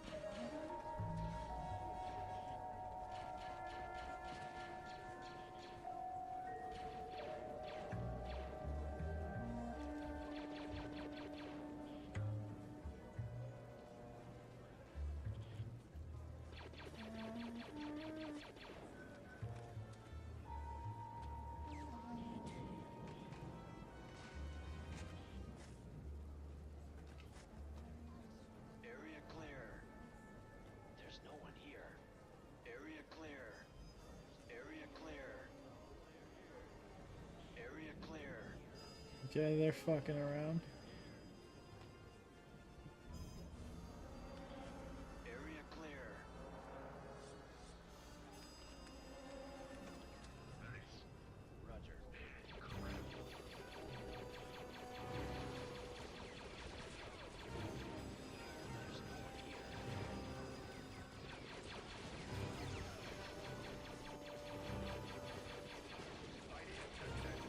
Oh god, he didn't even kill the Padawan, bro?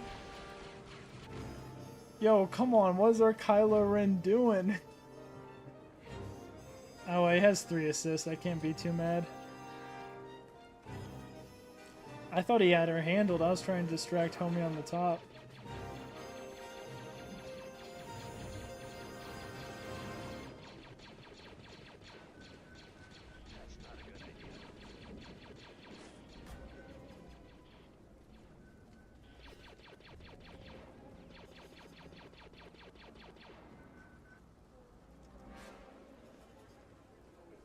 Oh, there's only one person left. Massacre them all.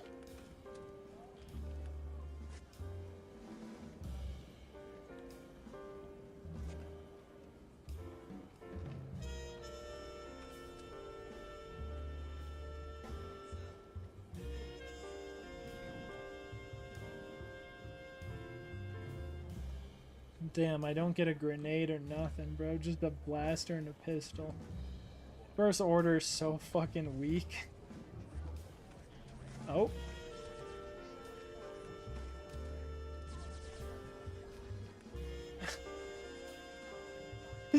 Why am I... Oh, no. Oh, never mind.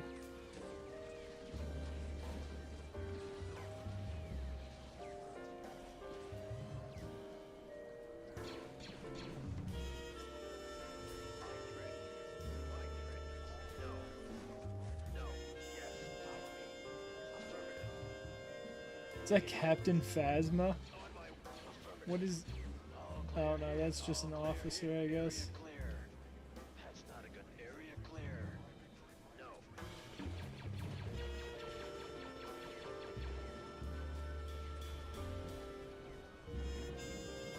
So we all decided to walk up here.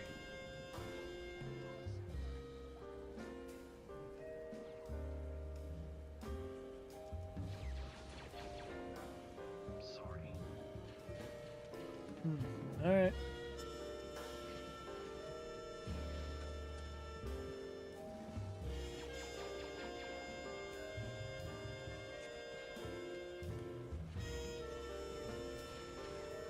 Yes.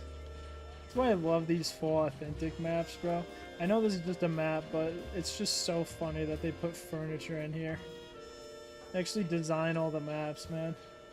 Gotta give them props for that.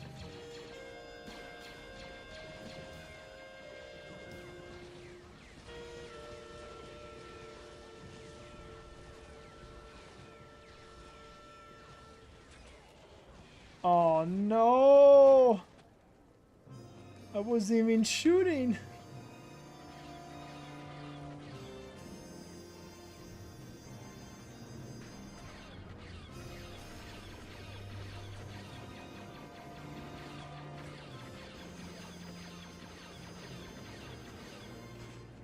Damn, bro's just waiting outside. Hater. Hater. I wasn't even trying to fight. I wasn't even trying to fight.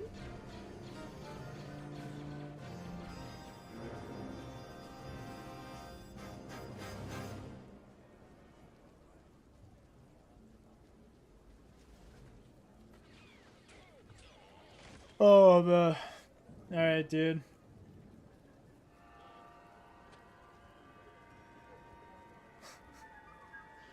Or he's gonna get two-shot immediately when he steps out of here.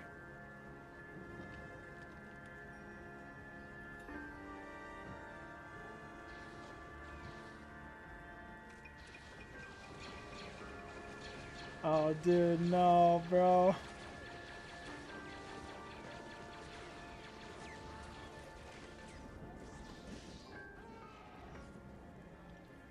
Dude, our Kylo Ren. Come on, brother, we need you.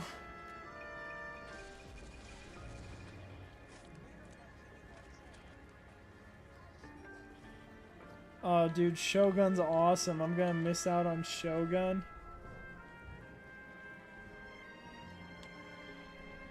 Shit. Well, it's whatever.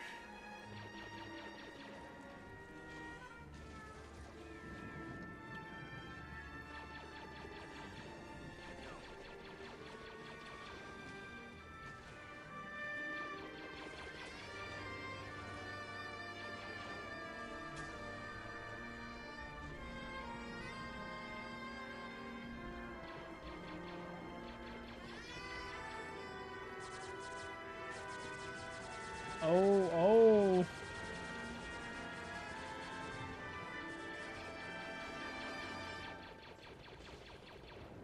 Nice.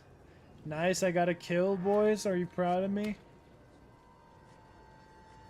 I'm finally winning.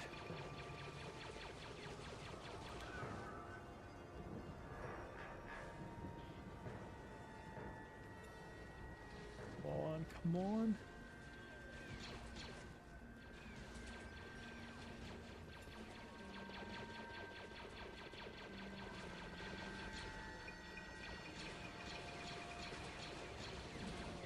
Ah, shit. I don't know. I don't know about this one, dude. Oh, shit. Oh, no.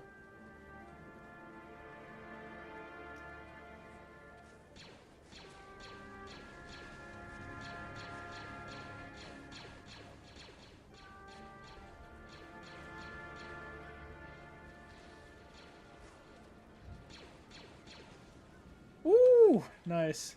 He didn't really move, so that helped.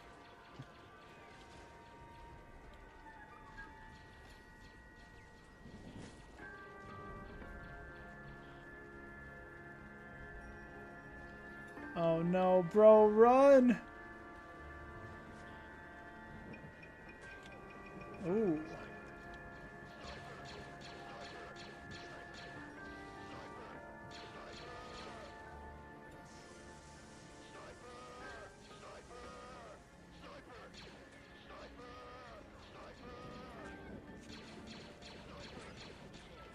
Oh, fuck. God damn it, dude. That other homie was just cooking my ass. Damn, dude. Oh, I see. This guy's just hiding back here with all 3 lives.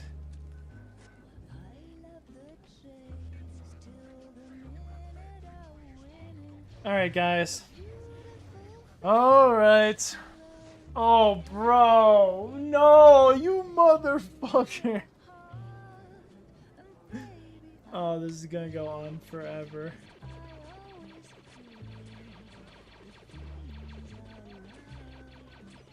Dude, he has 3 health, bro. Oh, man, dude. And we have the other guy who's just fucking around.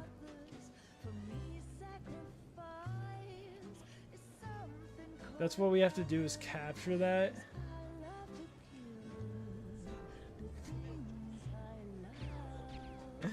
Wow, we actually won that. Alright guys, thanks for playing for a little bit. I'm gonna go eat some pie now. Well, actually I'm gonna shower first, but play oh god, Shogun. No, I gotta go shower. Sorry guys. Shogun's fun, but I'll have to do it no, fuck it, we're already here.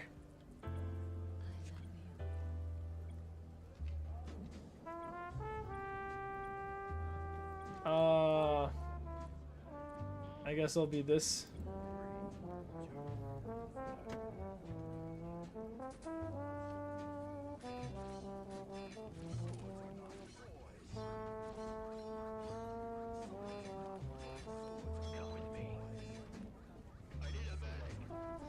Oh man. Alright, let's do this.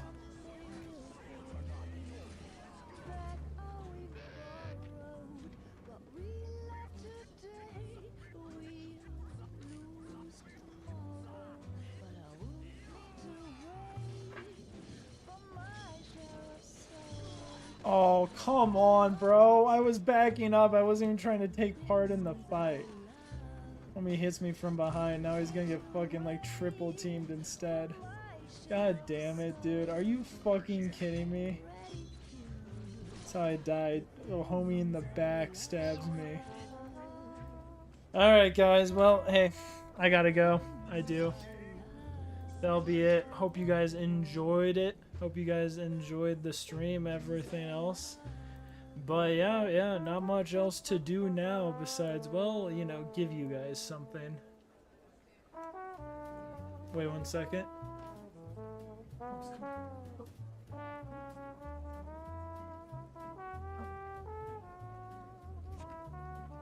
Let me give you that free smile, bro. Let me give you that free smile, smile. Alright, guys. Alright, Smalls. Yeah, I know, brother. I know. Oh my god. Alright. Well, hey, fellas. I got. Whoa, Smalls. I gotta go. There's your smiles. A nice little good one. Free small smile. Yes, thank you, Hayden. Alright, fellas. Well, enjoy your Friday nights. I gotta dip.